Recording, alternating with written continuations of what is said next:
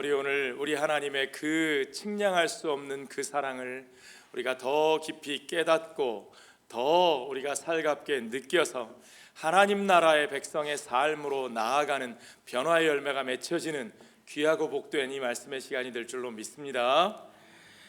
우리가 살면서 어려움을 많이 겪게 되는데요, 우리가 겪는 많은 어려움들 중에서 우리가 때로는 어떤 선택을 너무 쉽게 해서 너무 신중하지 않게 쉽게 무엇을 선택하고 시작함으로써 뜻하지 않은 어려움을 굉장히 오랫동안 겪는 그런 일들이 있습니다. 여러분 그런 경험 해보셨습니까? 네, 이민 오신 것 자체가 그렇다고 말씀하시는 분도 있을 수 있고요. 정말 그냥 가서 잠깐 공부하러 잠깐 돈 벌러 왔더니 그 잠깐이 평생이 되어버렸습니다. 그냥 가벼운 마음으로 왔던 발걸음이 평생 치열한 삶으로 이어질 수밖에 없어서 지금도 너무 힘이 듭니다, 그렇게 말씀하시는 분들도 있어요. 그렇죠? 저도 그런 느낌 이해합니다. 그럴 때마다 우리가 얼마나 당황합니까? 그렇죠? 어떤 때는 그냥 별로 깊이 생각하지 않고 쉽게 생각해서 가볍게 선택했는데 그 결과가 너무나 엄청날 때, 여러분 한국이나 요즘 그 투표 결과에 대해서 그런 생각하시는 분들 꽤 있는 것 같아요. 그냥 너무 신중하지 않게 그냥 설마 이렇게 생각하고 했는데 그 결과가 막 일파만파로 내게 다가올 때의 그 그런 당황스러움, 그렇죠? 여러분 그럴 때 어떻게 반응하십니까? 내 자신의 지금 삶이 그런 정말 생각지도 못한 당황스러움 가운데 있을 때 그때 여러분은 어떻게 반응하십니까? 그냥 내가 진지하게 선택하지 않았던 거니까 그냥 후회하면서 그냥 없었던 걸로 하고 처음으로 돌아갔으면 좋겠어, 그렇게 현실을 부정하는 태도를 혹시 보이지는 않으십니까? 돌아갈 수 있나요, 여러분? 아니요, 돌아갈 수 없어요. 우리의 삶의 어떤 선택도 한번 내려지면 그 결과는 되돌려지지 않습니다. 그런데요, 여러분, 우리의 삶의 선택 가운데 뭐니 해도 제일 중요한 선택이 있습니다. 그게 뭐죠? 뭘까요? 우리의 삶의 제일 중요한 선택이 뭐예요? 여러분의 인생에 여러분이 결정하신 제일 중요한 선택이 뭡니까? 그럼요. 하나님을 믿는 거, 예수를 나의 구주로 삼고 예수와 함께 살기로 한 것, 그거보다 더 중요한 선택이 있나요? 물론 그것은 우리에게 가장 복되고 귀한 선택인 줄로 믿습니다. 그런데요, 그 선택이 그렇게 쉽고 가볍게 우리가 결정할 수 있는 것이 아니라는 사실도 우리가 좀 알아야 합니다. 그런데 문제는요, 특별히 현대 기독교인들이 그 선택을 너무 쉽게, 캐주얼하다는 말을 쓰면 어울릴까요? 너무 캐주얼하게, 가볍게 그 선택을 하는 경우들을 봅니다. 소위 우리가 선택하는 건 종교 생활이죠. 많은 분들이 이런 말을 합니다. 이민 왔으니까 그러니까 종교 생활 하나는 해야 되지 않겠어? 여기 미국이니까 기독교인들이 제일 많은 곳이니까 그래도 교회는 다녀야 되지 않겠어? 그런 생각을 가지고 가볍게 선택합니다. 그저 가볍게. 어떻게 가볍게요? 그냥 일주일에 하루 투자하는 거지 사실은 하루 하나요? 하루는요 그저 오가는 시간까지 해서 한 2-3시간 투자하는 거 나쁘지 않겠지. 드라마를 봐도 2-3시간은 보잖아요, 그죠 여러분, 일주일에. 또 어떤 분은 그냥 내 경제적인 능력에서 한 10분의 1 정도 투자해서 꽤 괜찮은 만족을 얻는 삶의 한 부분이면 그거 괜찮지 않은가? 우리가 예수를 선택한다는 것, 우리가 하나님의 백성으로 살겠다고 하는 것이 겨우 그 정도 가벼운 선택이라면 여러분 아마 여러분의 삶에 당황스러우실 때가 많을 겁니다. 여러분 그 선택 내가 어쩌자고 그렇게 쉽게 했지, 아마 후회하게 되실 때도 있을 겁니다. 그런 마음으로는요, 문제는 우리가 끝까지 예수님과 함께 그 길을 갈 수가 없다는 거예요. 끝까지 예수와 함께 완전히 예수님의 편에 서서 걸어가는 건요, 요즘 말로 소위 장난이 아닙니다.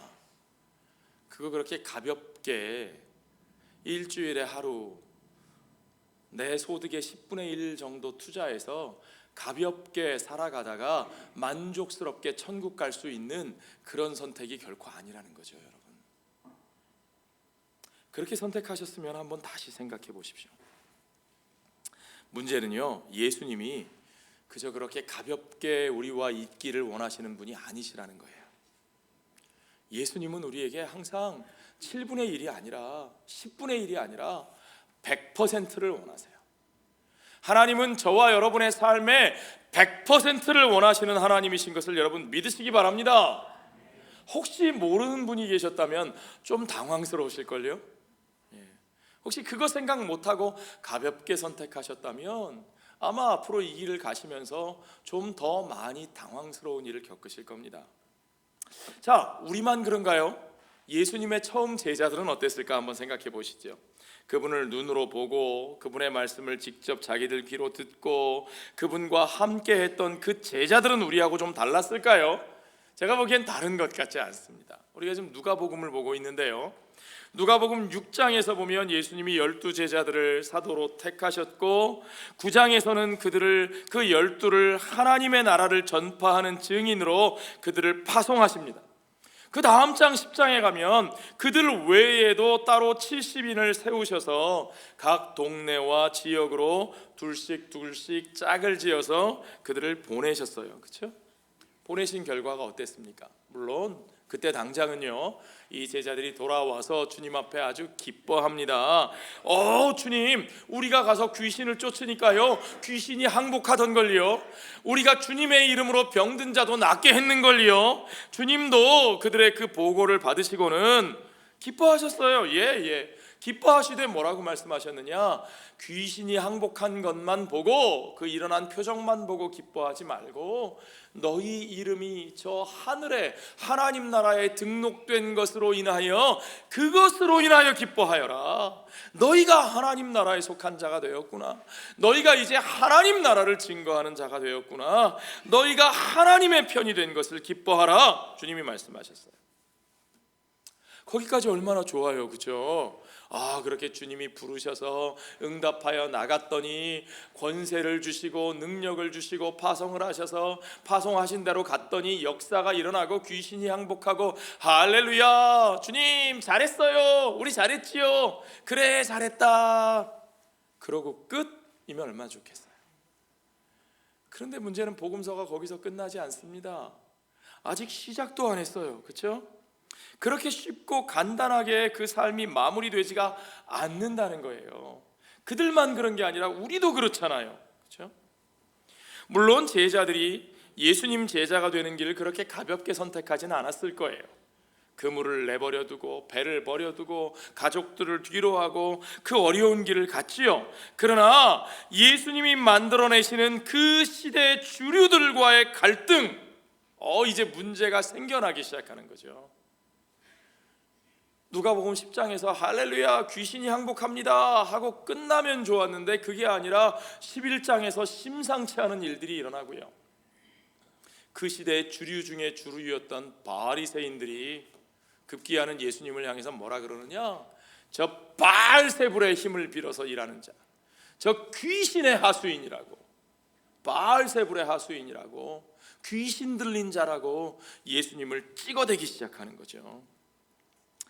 이 예수님과 이 시대 사람들과의 갈등이 제자들에게는 아마 굉장히 당황스러웠을 거예요. 이게 분위기가 이상해지는데, 더군다나 주님의 모습이 심상치 않습니다. 주님은요, 그 시대 사람들이 좋다, 복되다 라고 하는 것 골라서 그거 화 있을진저, 부자 되는 거 화 있을진저, 배부르고 풍요로운 거 화 있을진저, 즐거워하고 기뻐하는 거 화 있을진저, 사람들에게 인정받고 인기가 많은 거 화 있을진저. 그럼 뭐예요 도대체? 그래놓고 주님이 복되다 하시는 모습은 뭐예요? 가난한 자가 복이 있고 애통하는 자가 복이 있고, 슬퍼하는 자가 복이 있고, 핍박받는 자가 복이 있고, 이 왕따를 당하는 자가 복이 있고, 그 시대에 좀 잘나가는 사람들이 보기에는 더럽고 부정하다고 하는 것들만, 그것들만 골라서 만나고 품어 안고 그들과 함께 하시는 것, 그 자리가 복된 자리라고 말씀을 하시는 거죠. 마침내 그 시대로부터 정죄를 당하고 비난을 받고, 예수님이 그 눈치를 적당히 보셨으면 좀 아이고 내가 좀 과했나? 요즘 말로 밀당을 좀 하셔야 되는데, 그렇죠? 인기 관리를 하시려면 밀당도 좀 해야 되잖아요. 그런데 예수님은 밀당을 하시는커녕 뭐라고 말씀하셔요? 이 악한 세대가 나에게 표적을 구하나? 내가 보여줄 것은 무엇밖에 없다? 요나의 표적밖에 없다. 대놓고 악한 세대라고 그러시는 거죠. 대놓고 그 시대 사람들, 그 시대를 이끌어가는 주류들과 메인스트림과 대립하는 상황이 되고 마는 거예요. 이 장면을 보는 제자들 입장에서는 얼마나 당황스러웠겠습니까? 그렇죠? 이거 우리 출세는 끝난 거 아니야? 이거 성공은 물 건너간 거 아니야? 그러니까 제자들의 마음에는 우리 선생님 조금만 속도를 늦춰주시면 좋겠는데, 우리 선생님 조금만 좀 자제해 주시면 좋겠는데, 좀 조용히 수습됐으면 좋겠는데, 그런데 그렇기는커녕 더 걷잡을 수 없이 더 많은 사람들 앞에서 주님이 더 적나라한 얘기를 하고 계시는 거예요. 그 이야기가 오늘 12장에 펼쳐지고 있는 겁니다. 12장 1절을 보십시오. 그동안에 물이 몇 명이? 수만 명이 모여 서로 밟힐 만큼 되었대요. 이게 경찰 추산인지 주최 측 추산인지는 잘 모르겠어요. 어쨌든 수만 명이 모여서 서로 밟힐 만큼 그렇게 사람들이 몰려들었는데, 예수께서 먼저 제자들에게 말씀하여 이르시되 바리새인들의 누룩 곧 외식을 주의하라. 그러니까 사람들이 모여들고 점점 더 예수님께 주목하는데, 긍정적으로만 주목했겠어요?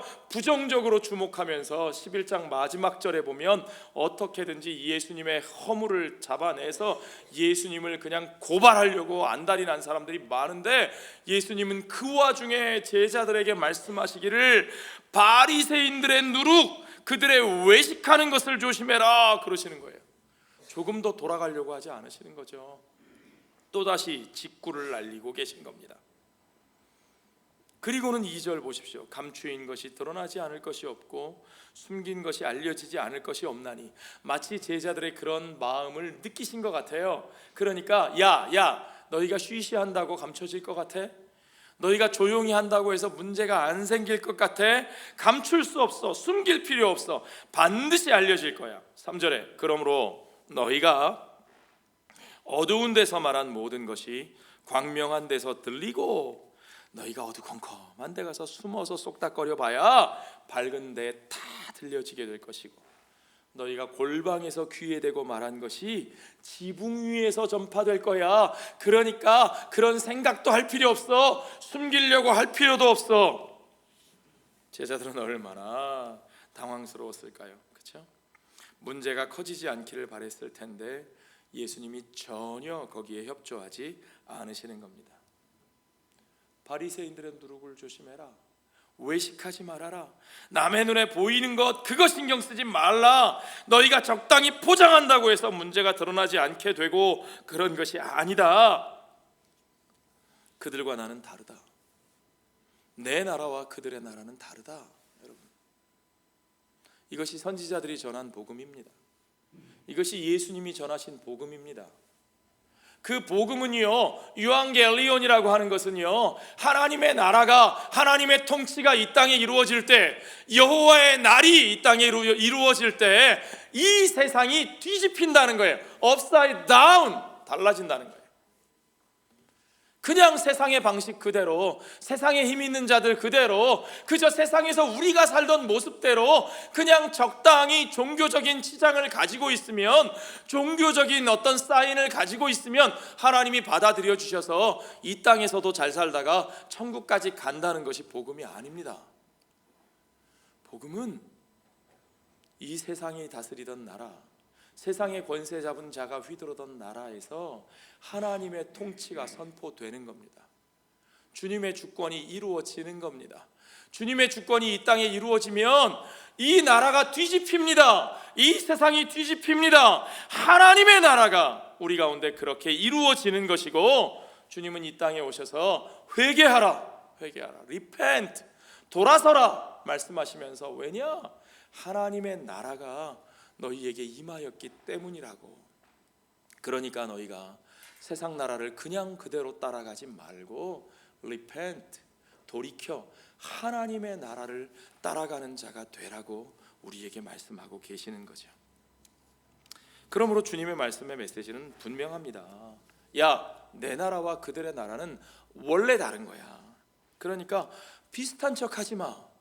무슨 중도 세력에게 외연을 확장하려고 우리가 남이가 그럴 필요 없다는 거예요. 다르다는 걸 처음부터 받아들여야 된다는 거죠. 감추려고 해도 소용없습니다. 지금 쉬쉬하면서 조심스럽게 말해도 결국에는 다 드러나고 말 겁니다. 우리 주님 요즘 대통령 선거에 나오셨으면 참 참모들이 골치 아팠겠죠, 그죠? 언론 플레이도 안 되고 여론 관리도 안 되는 그런 분입니다. 그러면서도 주님은 그 제자들의 마음을 아셨는지 그들을 내 친구, 야, 니네가 내 친구잖아, 너희는 내 친구잖아, 그러시면서 그들을 위로하는 말씀을 하셔요. 4절부터 나오는 그 위로의 말씀을 한번 들어보십시오. 내가 내 친구 너희에게 말하노니 몸을 죽이고 그 후에는 능히 더 못하는 자들을 두려워하지 말라. 마땅히 두려워할 자를 내가 너희에게 보이리니 곧 죽인 후에 또한 지옥에 던져 넣는 권세에 있는 그러한 권세를 가진 그를 두려워하라. 내가 참으로 너희에게 이르노니 그를 두려워하라. 그가 누구세요? 그분이 누구신지 여러분 아시죠? 하나님 한 분뿐이십니다. 그분은 하나님 한 분뿐이세요. 마태복음 10장 28절엔 이렇게 표현되어 있습니다. 몸은 죽여도 영혼은 능히 죽이지 못하는 자들을 두려워하지 말고 오직 몸과 영혼을 능히 지옥에 멸하실 수 있는 이를 두려워하라. 마태는 분명하게 몸과 영혼이라는 표현을 쓰고 있는데, 누가는요, 혹시라도 이 글을, 누가의 복음서는 헬라 문화권에 익숙한 사람들에게 쓴 그런 복음이거든요.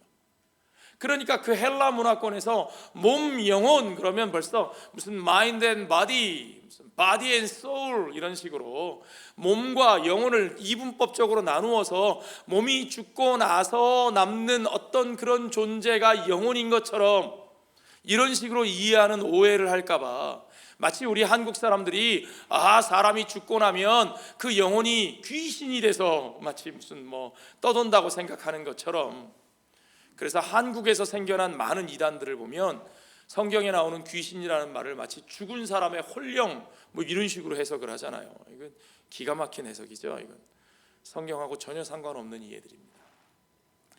혹시라도 그렇게 이해하는 사람들이 있을까봐 누가는 몸과 영혼이라는 표현을 쓰지 않고 너희 몸만 죽이는 자들이 아니라 그 이후에 너희의 모든 존재를 겟나에 던질 수 있는, 지옥에 던져 넣는, 그 음부의 지옥불 속에 영원히 꺼지지 않는 심판의 자리에 던져 넣으실 수 있는 그분만 두려워해라, 이렇게 표현합니다. 그분이 누구시냐? 그분이 바로 우리를 만드신 하나님 한 분뿐이시죠. 하나님은 어떤 분이십니까? 여러분, 창세기 2장 7절에 보면 여호와 하나님이 땅의 흙으로 사람을 지으시고 무엇을 그 코에 불어넣으셨어요? 생기를 그 코에 불어넣으시니 사람이 무엇이 된지라? 생명이 된지라. 생명, 그게 뭡니까? 그게 life인데, the bread of life. 이게 히브리 말로는 네페시라고 하는 거예요. 하나님의 숨, 하나님의 호흡.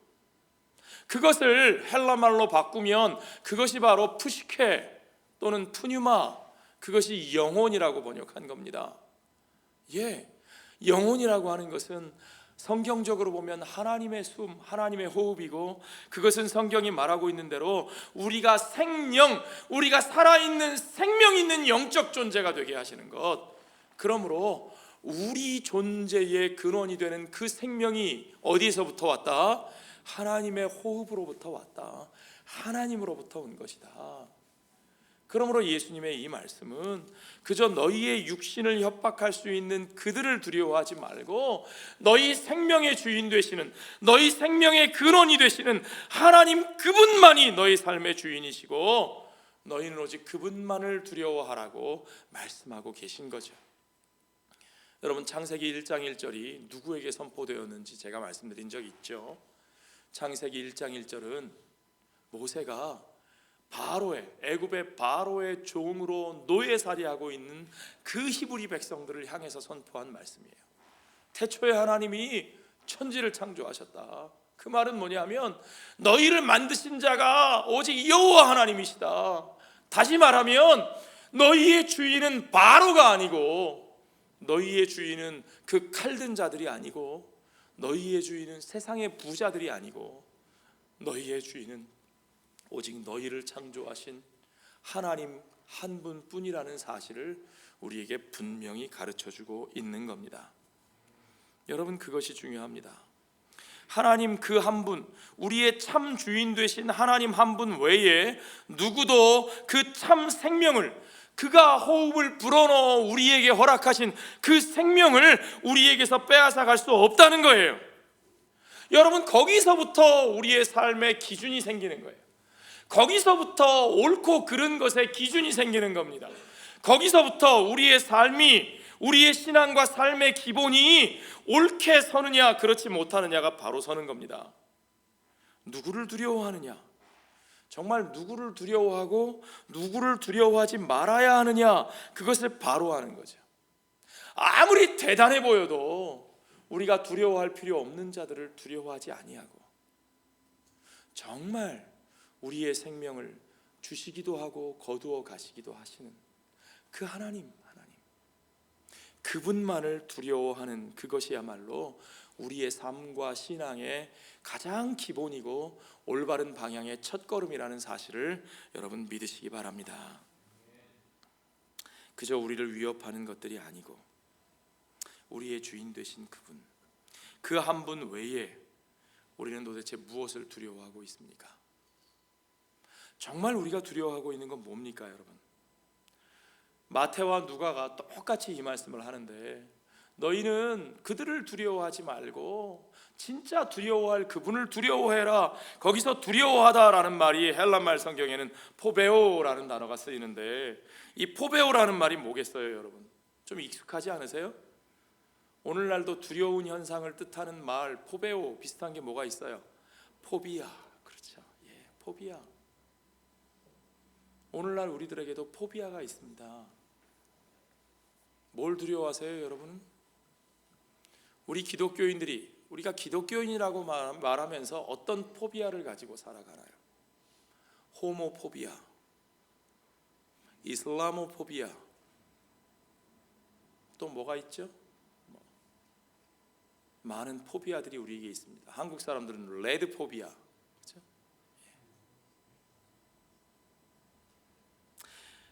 이슬람이 옳다는 것이 아니고, 동성애가 잘 됐다는 것도 아니고, 공산주의자가 되자는 얘기도 아닙니다. 문제는 그것들이 우리가 두려워해야 할 대상인가, 그겁니다. 하나님은 너희가 그것들을 두려워하지 말라고 말씀하셨어요. 오직 하나님 한 분만 두려워하래요. 그러면 나머지 것들은 우리에게 두려움이 대상이 아니라 우리가 분별하고 옳게 인도하여 주의 복음을 전하여 그들을 품어 안고 변화시켜 하나님 나라로 이끌어 가야 할 대상인 것을 여러분 믿으시기 바랍니다. 그런데 우리가 그것들을 두려워하면 어떻게 되죠? 우리가 그것들을 두려워하면 우리는 그들을 변화시키는 것이 아니라 그들을 밀쳐내고 배척하고 혐오하고 증오하고 배제하는 일, 그들과 담쌓는 일을 하게 됩니다. 그게 다 포비아 때문에 생기는 거예요. 두려워하기 때문에. 하나님이, 하나님 나라에 충성하는 사람들이 세상에 대한 태도가 그래야 된다고 말씀하셨습니까? 아니요. 누가는 여기서 두려워하라는 말을 분명히 사용하고 있지만, 사실은 누가가 말하고 있는 것은 두려움을 부추기는 것이 아니라, 야! 하나님은 두려운 분이야. 그러니까 너희 조심해. 경고! 가까이 가지 마. 함부로 고개 들지 마, 그런 거예요? 아니요, 그건 복음이 아닙니다.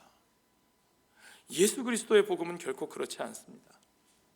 복음은 우리가 두려워해야 할 오직 한 분이신 하나님께서 그럼에도 불구하고 우리를 버리지 아니하시고 세상의 그 수많은 우리가 두려워하지 말아야 할 것들에 두려워하고 그것들의 종이 되어서 그것들에 얽매여 그것들에 상처받고 그것으로 말미암아 좌절과 불안과 고통 속에서 살고 있는 우리들을 향하여 정말 우리가 유일하게 두려워할 수밖에 없는 그 한 분 하나님께서 우리가 두려움 없이 그분과 함께 할 수 있도록 우리 가운데 직접 찾아오시고 우리와 같은 모습으로 그 아들을 보내주시고 그로 말미암아 우리에게 손 내밀어 우리의 죄를 친히 담당하시고 우리와 그분 사이에 대로를 열어주시며 그 은혜의 길을 열어주셔서 우리를 품어주시고 우리가 그분과 함께 그 믿음과 신뢰의 그 관계를 맺게 하셨다고 하는 것이 그것이 복음이라는 사실을 여러분 믿으십니까? 그러니까 주님은 이 말씀하시면서 야, 너희 그런 거 두려워하지 말고 진짜 두려워할 분은 한 분밖에 없잖아, 그 얘기하시면서도 뭐라고 말씀하시느냐? 에이 이 천한 것들, 에이 이 더러운 것들, 이 불의한 것들, 너희가 감히 어떻게 내 앞에서 고개를 들어? 그러지 않으시고 뭐라고 말씀하셨다고요? 너희는 내 친구라, 친구라, 내 친구들아, 내 친구인 너희들아, 그 말씀하시면서 바로 그렇게 우리를 친구로 맞아주시는 그 주님의 아버지 하나님이 어떤 아버지이신지 얼마나 따뜻하고 친절하게 그 이야기를 들려주시는지 보십시오. 여러분 6절 7절을 한번 같이 읽어볼까요? 참새 5마리가 2아사리온에 팔리는 것이 아니냐, 그러나 하나님 앞에는 그 하나도 잊어버리시는 바 되지 아니하는도다. 너희에게는 심지어 머리털까지도 다 세신 바 되었나니 두려워하지 말라. 너희는 많은 참새보다 더 귀하니라. 아유, 제가 신학대학원 성경고사 볼 때 이것 때문에 얼마나 애를 먹었는지 몰라요. 문제가 뭐라고 나왔냐면 복음서에 의하면 예수님 활동하시던 시대에 참새 한 마리의 가격이 얼마였나? 이게 시험 문제였다니까요. 근데 이게 헷갈리잖아요. 마태복음에는 참새 2마리가 한 아사리온에 팔리는 것이 아니냐 이렇게 돼 있고 누가복음에는 참새 5마리가 2아사리온에 팔리는 것이 아니냐 이렇게 돼 있으니까 이게 막 이 생각 났다가 저 생각 났다가 막 헷갈리잖아요. 네. 여러분께는 이런 문제 안 낼게요. 요점은 그겁니다. 참새라고 하는 거 겨우 저작거리에서 뭐 한국 같으면 포장마차에서 겨우 동전 2입 가지면 5마리 이렇게 푸짐하게 얻어먹을 수 있는 거 아니냐, 그런 싸구려 그런 고기 아니냐, 서민들이 먹는 거 아니냐. 그럼에도 불구하고 그 참새 한 마리도 한 아사리온도 못 돼요. 반 아사리온 값어치밖에 안 되는 그 참새 한 마리도 하나님이 허락하시지 않으시면 하늘에서 떨어지는 법이 없거늘 마태복음의 표현에 의하면 하물며 너희일까 보냐. 그 참새 한 마리를 아끼고 사랑하시는 돌보시는 하나님께서 너희들을 돌보지 아니하시겠느냐? 너희는 그 하나님께 얼마나 귀하고 값어치 있는 삶이겠느냐? 내 아버지 하나님은 그런 분이시라는 거예요. 그러니 내 친구인 너희들은 그 아버지를 두려워하고 피하라는 겁니까? 두려워하지 말고 가까이 다가오라는 겁니까? 예, 아멘, 아멘. 그분 앞으로 나아오라는 정말 복음의 메시지인 것을 우리가 압니다. 그래서 7절에 그랬잖아요. 두려워하지 말라. 너희는 많은 참새보다 더 귀하니라. 여러분 아셔요? 따라해 보십시다. 나는 참새보다 귀하다. 나는 많은 참새보다 귀하다. 그러므로 내 삶은 그냥 떨어져 죽지 않는다. 하나님이 그렇게 두지 않으신다. 아멘. 예, 그렇습니다. 이 악한 세대를 거슬려 하물며 하나님이 그 아들의 성육신과 십자가의 죽음을 통하여 이 땅에 이루시는 하나님 나라의 그 나라의 증인으로 살기 위하여 부르신 그 한 사람 한 사람들이 우리 하나님께 얼마나 소중한 사람들이겠어요, 여러분. 아멘. 바로 저와 여러분이 그런 사람들입니다. 예수님의 제자들이 그런 사람들입니다. 우리가 그렇게 하나님께 소중하고 귀한 존재들인데, 그런데 너희는 도대체 무엇을 두려워하느냐? 주님이 그 말씀하시는 거예요. 너희가 그들을 두려워할 필요가 있느냐? 기껏해야 칼 들고 돈 가지고 우리를 협박하면서 너희 그러다 굶어 죽어, 그러다 너희 쫄딱 망하는 수가 있어, 그렇게 우리를 협박하고 위협하는 자들을 도대체 뭐하러 두려워하느냐? 두려워할 것이 뭐가 있느냐는 거예요. 중요한 것은 너희가 누구와 함께 서 있는가 하는 것입니다. 오늘도 얼마나 많은 자들이 우리를 협박합니까? 예, 이슬람 테러리스트들이 무섭습니다. 무섭지 않은 거 아닙니다. 무섭죠, 당연히. 막 여기저기서 폭탄이 터지고 무슨 일이 벌어질 것 같으면 얼마나 두렵습니까? 그런데 여러분 아십니까? 그들이 노리는 게 바로 그거예요. 우리를 두렵게 만드는 거예요. 우리를 두렵게 만들어서 우리가 우리의 삶의 가치를 따르지 못하도록 만드는 게 그들의 목적이에요. 하나님의 백성들을 두렵게 만들어서 하나님의 백성들이 하나님 나라의 가치를 따르지 못하게 만드는 게 그들의 목적이라니까요. 그게 테러리즘의 목적이에요, 여러분. 그러니까 우리가 그들의 그것 때문에 우리가 하나님의 가치를 따라 하나님이 원하시는 방식으로 살지 못하면 그 테러의 목적이 이루어지는 거예요. 우리가 지는 거예요, 그들에게. 분명히 아셔야 됩니다.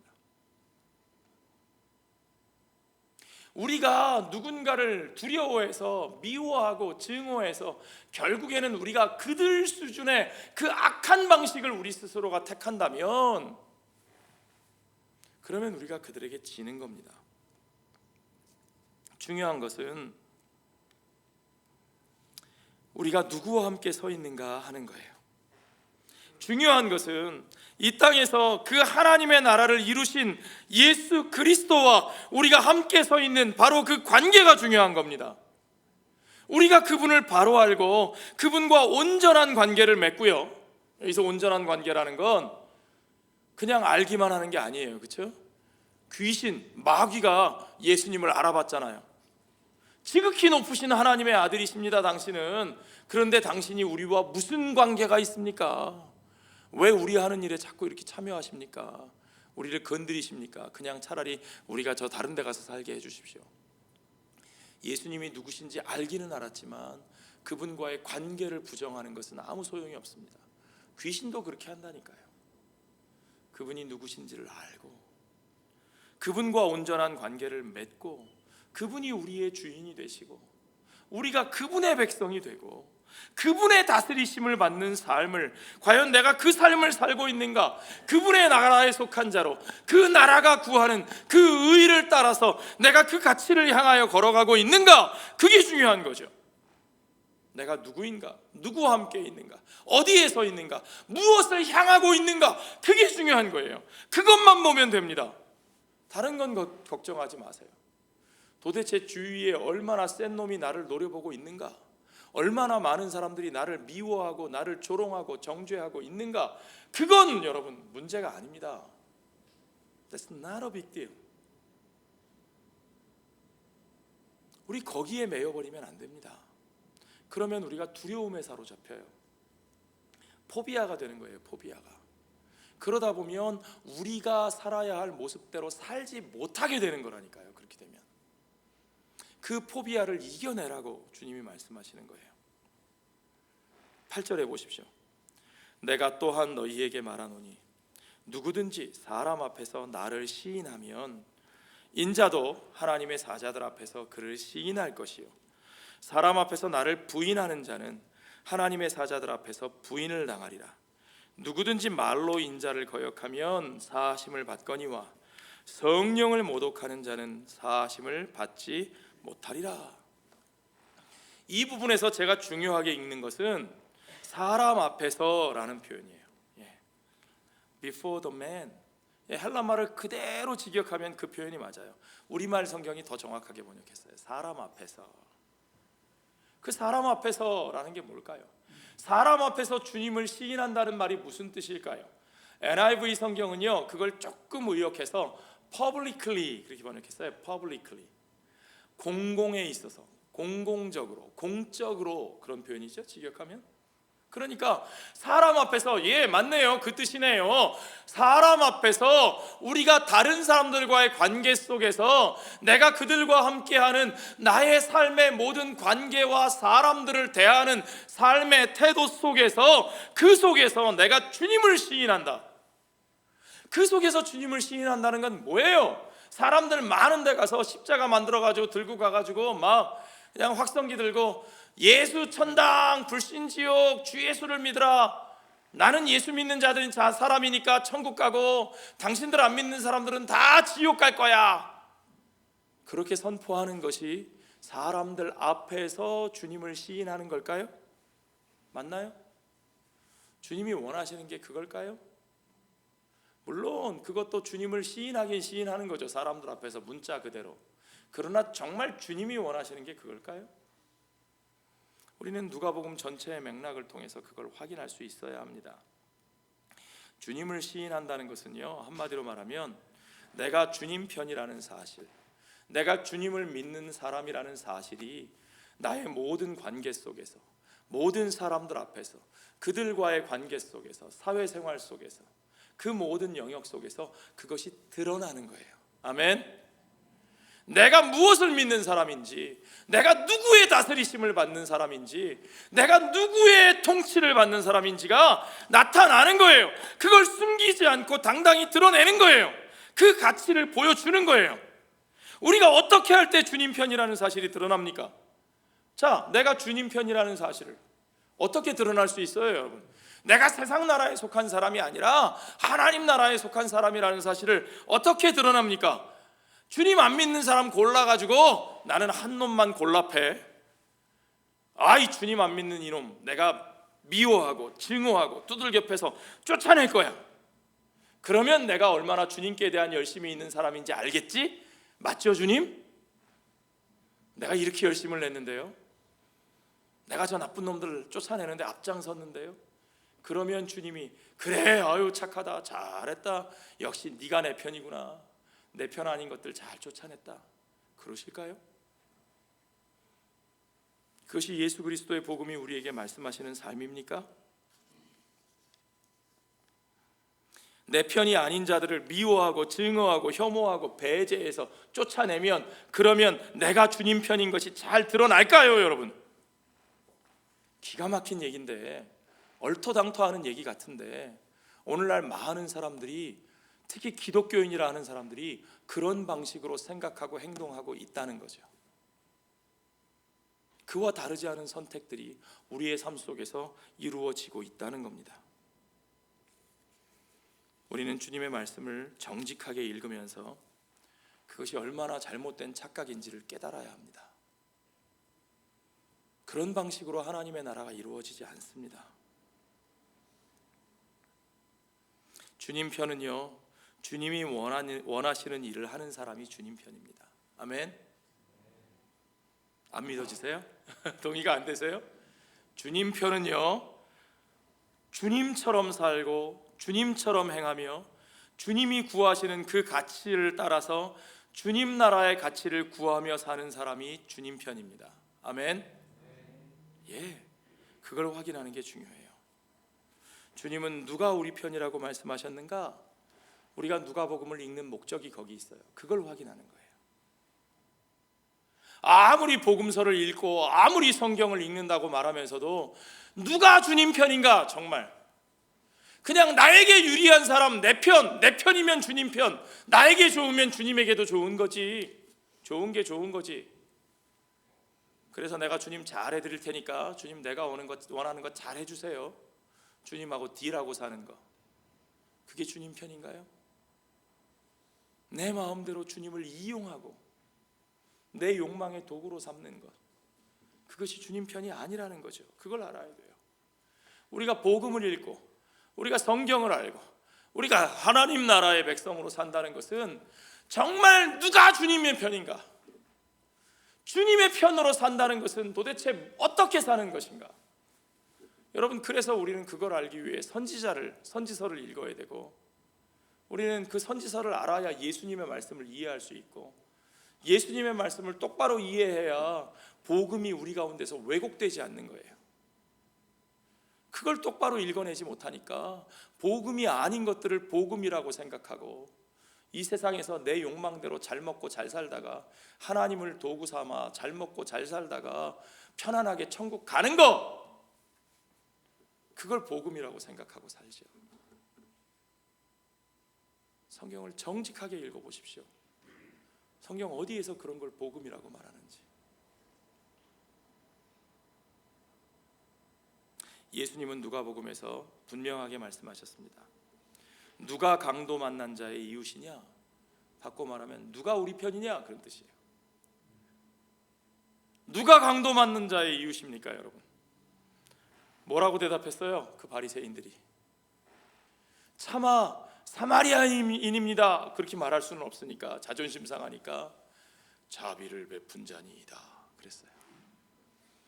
모른 척하고 간 사람들, 제사장, 레위인, 유대인 아니고 자비를 베푼 사람입니다. 누가 자비를 베풀었는데요? 사마리아인이 그랬다니까요. 사마리아인. 우리가 생각하기에 끔찍한, 절대로 우리 편이기 싫은, 더러운, 불편한, 미워 죽겠는,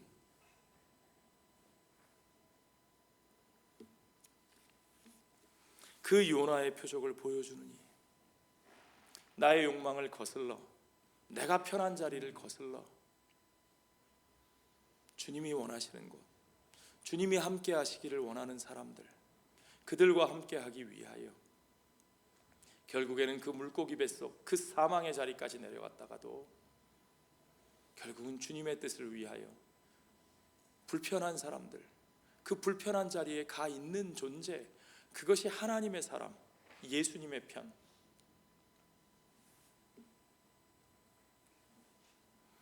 우리가 지난 주간에 한 주간 동안 미가서를 읽었습니다. 미가서 6장에 보면 아주 분명한 말씀이 나오죠. 하나님이 정말 그 백성들에게 원하시는 게 무엇인가? 도대체 하나님이 원하시는 것이 무엇이냐? 제사 많이 드리는 거냐? 제물 많이 바치는 거냐? 천천의 수양과 만만의 기름을 드리면 하나님이 야, 너 때문에 배부르다, 내가 원래 좀 배가 고팠는데 네 덕분에 배가 불러졌다, 그리고 좋아하실까요? 아니요. 미가서 6장 8절 말씀을 같이 읽죠. 한 목소리로 읽겠습니다. 사람아, 주께서 선한 것이 무엇임을 내게 보이셨나니 여호와께서 내게 구하시는 것은 오직 정의를 행하며 인자를 사랑하며 겸손하게 내 하나님과 함께 행하는 것이 아니냐. 아멘. 하나님이 원하시는 것이 분명하죠. 바로 그것을 행하는 자, 그 길을 따라가는 자, 그 하나님 나라의 가치를 위하여 예수 그리스도와 함께 돌아서 그 길로 돌아가는 자가, 그가 하나님의 편입니다. 여기서 우리가 참 헷갈리는 말씀이 나왔어요. 성령을 모독하는 죄, 이런 말이 나왔어요. 본문에, 그렇죠? 도대체 무슨 뜻일까요? 많은 사람들이 이 말을 가지고 참 별의별 희한한 방식으로 울고 먹습니다. 어떤 대단한 사람들은요, 카리스마가 있다는 사람들은요, 자기가 기도 응답을 받았는데, 자기가 무슨 계시를 받았는데, 내가 보니까 넌 이걸 해야 돼, 성령이 나에게 너에 대해서 이렇게 말씀하셨어, 그러니까 너가 내 말을 안 들으면 그건 성령 모독죄야. 성령 모독죄는 사하심을 받아요, 못 받아요? 못 받는다고요. 그러니까 너는 내 말을 안 들으면 큰일 나. 누군가를 자기 밑에 얽어매 두기 위해서 그렇게 이 말씀을 인용하는 사람들이 얼마나 많은지 모릅니다. 수많은 이단들과, 아니 정직하게 말하면 이단이 아니고 정통인 척하는 사람들 중에서도 그런 말을 하는 사람들이 얼마나 많은지 몰라요. 그러나 여러분, 이 말은 무슨 뜻인지 아십니까? 예수님이 오셔서 하나님의 나라를 선포하실 때, 그때 그들의 반응은 제각각이었죠. 그렇죠? 어떤 사람은 즉시 나와서 그 말씀을 믿고 받아들이고 순종하여 예수를 따른 사람들도 있었고, 어떤 사람들은 즉시 나와서 믿는 것 같았지만 그러나 곧 돌이켜서 후회하고 실망하고 배신하고 떠나갔고요. 그 이야기를 예수님께서 이 좋은 땅에 뿌려진 씨, 나쁜 땅에 뿌려진 씨, 가시덤 뿔에 뿌려진 씨, 바위 위에 뿌려진 씨, 그 비유에서 말씀하셨잖아요. 하나님 나라, 예수님이 오셔서 하나님의 나라를 선포하실 때 거기에 대한, 예수 그리스도에 대한 즉각적인 반응은 다 다릅니다. 다 달라요. 그러나 예수께서 죽으시고 부활하시고 승천하신 후에 그의 약속하신 성령을 보내주시고 그 성령을 받은 주의 제자들을 주의 몸된 교회로 세우셔서 그들을 통해서 하나님 나라를 이 땅에 선포하고 증거하고 확장하는 역사를 담당하게 하십니다. 그 하나님의 나라의 사역을 누가 담당하시느냐? 성령께서 하시는 일이에요. 그러니까 사도행전의 역사를 성령행전의 역사라고 말하잖아요. 교회의 역사는 성령의 역사입니다. 성령께서 그 역사를 이루어 가시는데 그 하나님 나라의 역사의 방향이 무엇인지 우리는 선지자들과 예수 그리스도의 복음을 통해 분명히 압니다.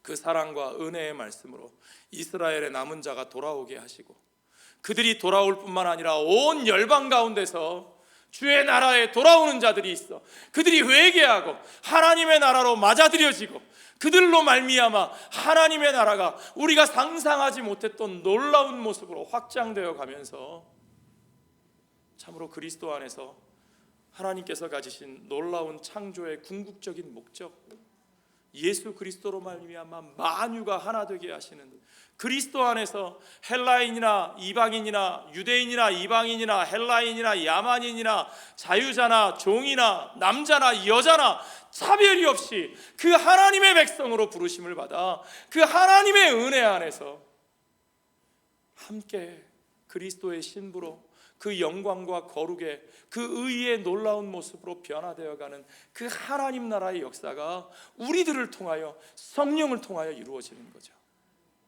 성령께서 그 일을 이루어 가십니다. 성령께서 그 일을 확장해 가십니다. 그러므로 성령은 우리 안에 있던 교만과 자기의와 위선의 그 껍데기들을 벗겨내시고 그 증오와 혐오와 배제의 담을 허물어내시고 그리하여 그 죄인들이 그 은혜 안에서 정말 그 은혜로 하나 되는 역사를 이루어 가십니다. 그게 성령이 하시는 일이에요. 그런데 그 성령이 하시는 일을 방해하는 자들이 있을 수 있습니까? 말로는 하나님의 백성이라고 말하면서, 말로는 교회라고 말하면서, 죄인을 부르시고 고치시고 치유하시고 억눌린 자, 얽매였던 자, 보지 못하는 자, 그들에게 복음을 전하시고 그들을 보게 하시고 그들에게 자유를 선포하시는 것이, 그것이 이사야 선지자가 말씀하신 메시아의 역할이고 그것이 예수님이 이 땅에 오셔서 하시는 일인데, 그 일을 거꾸로 행하면서 자기를 내세워, 자기 중심을 내세워, 자기의 이익을 중심 삼아 자기와 다른 사람들을 정죄하고 비판하고 혐오하고 증오하고 그 증오를 부추기고 그들을 우리로부터 멀어지게 만들고 담을 쌓는 일을 하면서, 그러면서 우리가 하나님의 교회다? 우리가 성령 받은 공동체다? 라고 말할 수 있습니까? 무엇이 성령을 모독하는 일입니까? 성령의 이름으로 성령의 일을 회방하는 것이 성령 모독죄예요. 아멘. 예수 그리스도가 이 땅에 오셔서 활동하실 때 그 예수님을 오해하고 핍박하고 예수님께 범죄했던 자들은요, 주의 성령이 우리 가운데 임하시고 예수 그리스도의 복음이 선포될 때 그들이 나와서 형제들아 우리가 어찌할꼬 회개했어요. 그들이 예수님을 죽였고 그들이 예수님을 채찍질했고 그들이 예수님께 침을 뱉었지만 그들의 모든 죄악은 그 은혜 안에서 사하심을 받았습니다. 아멘. 어찌할꼬 하고 나오는 자들에게 너희가 회개하고 예수 그리스도의 복음을 믿으면, 주 예수를 믿으라, 그리하면 너와 내 집이 구원을 얻으리라, 그 복음의 메시지가 차별이 없이 모든 회개하는 자들에게 선포되었습니다.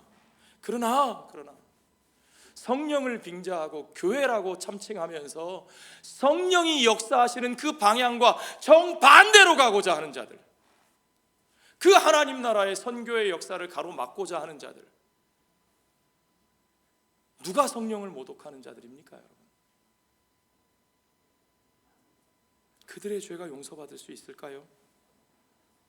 예수님이 뭐라고 하셨습니까?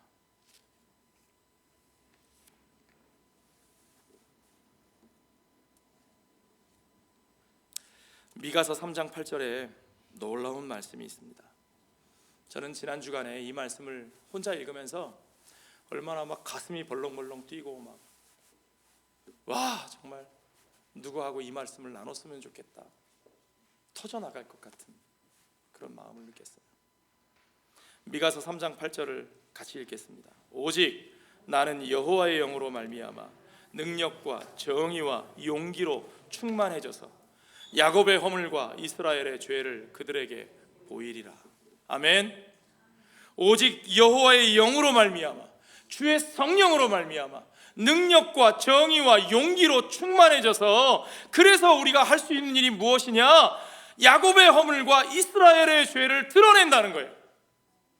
자기 백성들, 이거 얘기하는 사람이 무슨 이스라엘이 아니라서 이런 얘기하는 거 아니에요. 자기도 야곱의 자손이고 자기도 이스라엘 사람이에요.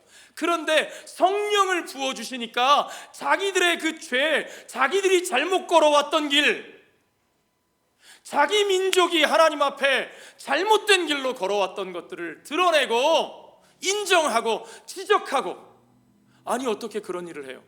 그런 일을 하면 사람들이 나를 왕따를 시킬 텐데, 그런 일을 하면 사람들이 나를 밀어낼 텐데, 쫓아낼 텐데. 저거 배신자 아니야? 저거 정치판에서 제일 무서운 낙인이 그거라면서요. 저 배신자. 조폭들의 의리보다도 더 무섭다면서요. 저거 배신자. 우리 편, 진영 논리. 그렇죠? 두려워요? 못합니다. 아니라고 말할 수 없습니다. 아닌 건 아는데 아니라고 말하지 못하고, 그 잘못된 것 묵인하고 그냥 그들과 결탁해서 결합해서 그냥 내 이득이 보장받는 선에서 적당히 살아가는 거죠. 기독교인들도 그렇게 살아왔어요. 아니 오히려 그 결탁에 벗어나 있는 사람들을 배제하는 데 앞장서 왔어요, 기독교인들이. 용기가 없어서 그랬습니까? 주님의 제자들도 그런 용기가 없었던 것 같아요. 두려웠어요. 불안했어요. 그러나 분명히 주님이 말씀하십니다. 두려워하지 마라. 그런 것들 두려워하지 말아라. 너희가 진짜 두려워할 분은 따로 있다. 미가 선지자가 말합니다. 주의 성령이 나에게 임하시면 능력과 정의와 용기를 나에게 주셔서 우리가 잘못되었던 것들, 우리가 범죄했던 것들, 우리가 행악했던 것들, 우리가 하나님의 백성이라 하면서 하나님의 백성답게 살지 못했던 것들, 그것을 내가 용기를 내어 드러내리라, 지적하리라, 고쳐나가리라. 여러분, 그것이 하나님 나라의 역사입니다. 내 잘못을, 내가 걸어온 길이 잘못됐다는 것을, 그것을 드러내고 인정할 수 있는 용기, 당당하게 일어나서 내 손에 쥐고 있던 내 나라를 내려놓고 하나님의 나라로 돌아설 수 있는 용기, 하나님의 편에 설 수 있는 용기, 그 용기가 저와 여러분에게 있습니까? 물론 없죠. 그냥 우리에게 저절로 생기는 건 아닙니다. 내 자신이 그렇게 대단한 사람은 아니잖아요. 저에게도 없습니다. 그러나 우리가 정말 성령 받은 자라면, 우리가 정말 성령과 더불어 세워진 공동체라면, 우리가 성령과 함께 살아간다면 성령께서 그 능력과 정의와 용기를 저와 여러분에게 주실 줄로 믿습니다. 오늘 예수님이 바로 그 말씀을 하시는 거예요. 두려워하지 말라는 거예요. 세상과의 논쟁을 두려워하지 말라는 거예요. 내 말이 안 먹힌다고 슬퍼하지도 말라는 거예요. 11장, 오늘 본문의 12장의 11절 12절 보십시오. 같이 읽겠습니다. 사람이 너희를 회당이나 위정자나 권세 있는 자 앞에 끌고 가거든 어떻게 무엇으로 대답하며 무엇으로 말할까 염려하지 말라. 마땅히 할 말을 누가요? 성령이. 우리가 해야 할 말을 누가 알려주신다고요? 성령께서 곧 그때에 너희에게 가르치시리라 하시니라. 여러분, 이 말씀을 믿으십니까? 예.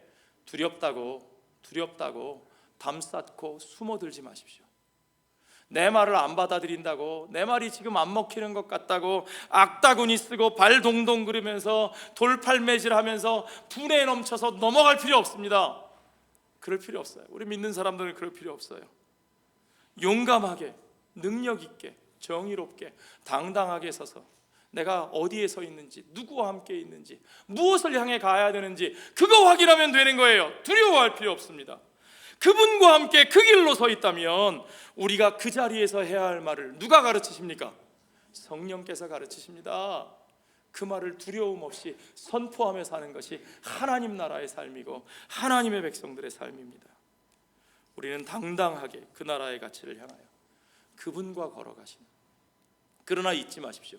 그러기 위해서는 반드시 내가 달콤하게 붙잡고 있던 그것들을 내려놓아야 한다는 사실, 그 능력과 정의와 용기를 주의 성령께서 저와 여러분에게 주시기를, 그리하여 성령께 순종하여 성령이 이끄시는 그 하나님 나라의 선교적인 삶의 길로 나아가는 저와 여러분이 되시기를 주의 이름으로 축원합니다. 기도하겠습니다. 아버지 하나님 감사합니다. 우리가 온전히 주의 백성으로 서게 하여 주시고 주의 백성으로 살게 하여 주시옵소서. 참으로 우리가 가증하게도 내 이익을 포장하여 하나님을 위한 것이라 말하지 않게 하시고, 내 권세를 포장하여 하나님을 위한 것이라 말하지 않게 하시고, 하나님이 변화시키시고 하나님이 부르시고 하나님이 고치시기 원하는 그 사람들을 내 입장 따라, 내 감정 따라 쫓아내고 몰아내고 미워하고 욕하면서, 그러면서 하나님을 위한 일이라고 가증한 말 하지 않게 해주시고, 성령을 모독하고 성령의 역사를 회방하는 자리에 서지 않게 하여 주시고, 오직 주님과 함께 주의 나라를 향하여 성령께서 주시는 그 능력과 정의와 이 용기를 가지고 두려움 없이 주님의 길을 따라가는 주의 백성들, 주의 몸된 교회가 되게 하여 주시옵소서. 모든 것을 주께 감사드리며 예수님 거룩하신 이름 받들어 기도하옵나이다.